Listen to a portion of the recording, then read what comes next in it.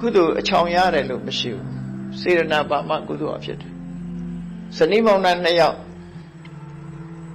ဇနီးလှုပ်တဲ့လူကတခုကလှူလိုက်တယ်ယောက်ျားလှုပ်တဲ့လူကလှူတယ်ဆိုတာသဘောမတူမကြိုက်ဘူးဆိုရင်အဲ့တော့လှူတဲ့ဇနီးကပဲကုသိုလ်ရတယ်သူကကုသိုလ်မရ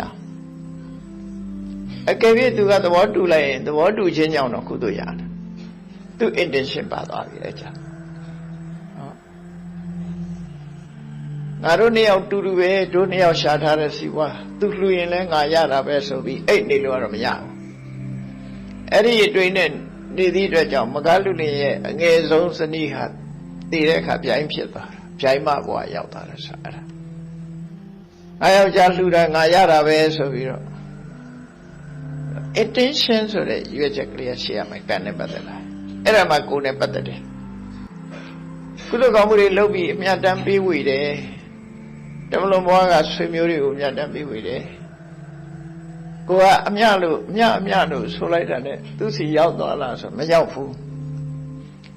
ဟောပြီးငါ့ကိုအမြဝေနေတယ်ဆိုတာသိပြီးတာဓုခေါ်မှရတယ် agreement ပေါ့နော်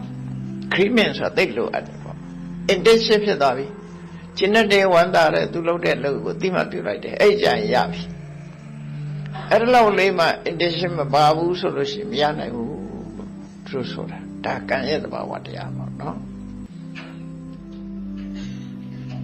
ဒါကြောင့်ဒီမှာမြတ်စွာဘုရားအတ္တနာဟိကတံပပံအတ္တနာတံကိလေသတိ